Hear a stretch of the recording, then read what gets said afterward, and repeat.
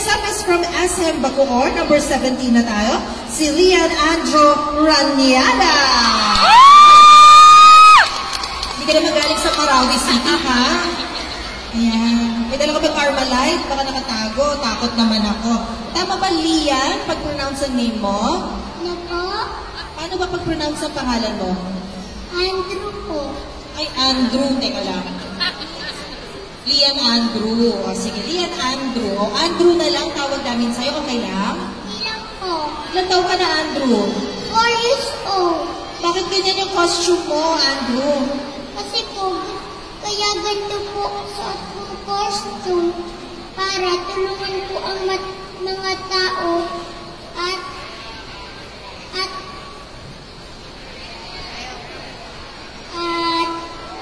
ipagtanggol po silang lahat. Ipagtanggol silang lahat. Okay.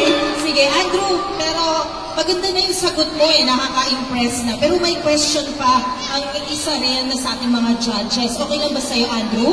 Opo. Alam mo yung si Sir Jonathan, strict din yan, parang militar. Hi, Sir Jonathan! Hello po! Ayos ba yung pakiramdam mo ngayon, Andrew? Mabuti lang po. Okay. Good to hear. Okay, ito yung tanong ko sa'yo, Andrew. Halimbawa, may sakit si mama mo o masama yung pakiramdam ng nanay mo. So, anong gagawin mo?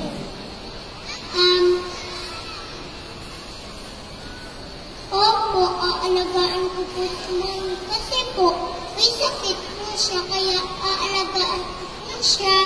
At ipagpa-pray ko po siya kasi po, may sakit po siya.